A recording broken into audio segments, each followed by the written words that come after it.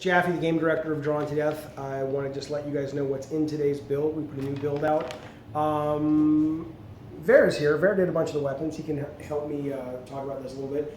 We changed the Lucky Bastard, right? And talk about the Lucky Bastard changes briefly. Lucky Bastard, well, we used to have an indicator that showed you when you had a special bullet. We've taken that out to enhance the player's surprise factor in terms of getting some sweet critical hits. Yeah, it plays, I think it plays differently. Differently. It's not the same. And in that, I'm curious what y'all think about that if you've played the old one. It doesn't mean we've killed the old one. We might end up actually having two Lucky Bastards if people like both. But that's new. Cyborgula, his wings have more collision now. So he's an easier target in the air. We're trying to make him still be a flyer that people like to play with, but also when you're fighting against him, you have a higher percentage chance of hitting him. We've let him fly a little bit more in this build too, right? We've made the juice... he has 10 flaps now. Right, so in one hand, you're like, what the fuck? But if he's flying more, that means the flaps are happening more, which means you have a bigger collision in the sky. So we'll get there, but we'll let us know what you think. The three-way only has one clip instead of two clips now. Is that good? Is that bad? I don't know, but we're going to try it. We'll see. Let us know. Handicapping. So what we've done in this version of handicapping is we've gotten rid of the sort of weaker MMR, the matchmaking ranking. If you come into a game and you're outranked by a meaningful amount, instead of letting you do more damage and take less damage, we've gotten rid of your ability to do more damage.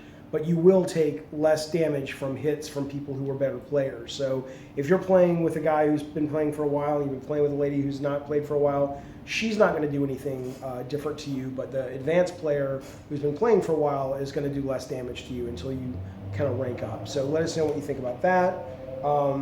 We're debating internally if that mode is going to go into handicapping will be in ranked or unranked. A lot of different opinions flying around the office. We'll definitely open up the conversation on forums. First player experience, which is training, is now forced. So if you've already been through it, we're not wiping accounts this time. You won't even know what I'm talking about, or you will, but you won't experience it. But if you're a new player, we're forcing players to go through the tutorial in this build. And that's because we are doing a new first player experience that's more linear and we think really engaging.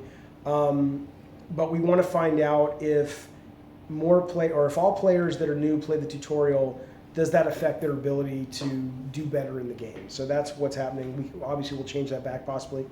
The JRPG is now on, you can trial and you can rent it, and it's purchasable with war tokens.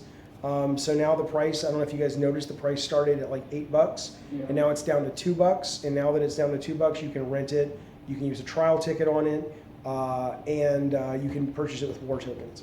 And then blah, blah, blah, blah, blah. I mean, that's the major stuff. There's all kinds of bugs and stuff like that. And we're doing so much work these days on just lots of things to help ease players into the game, not in terms of making the game easy, but in terms of explaining the mechanics.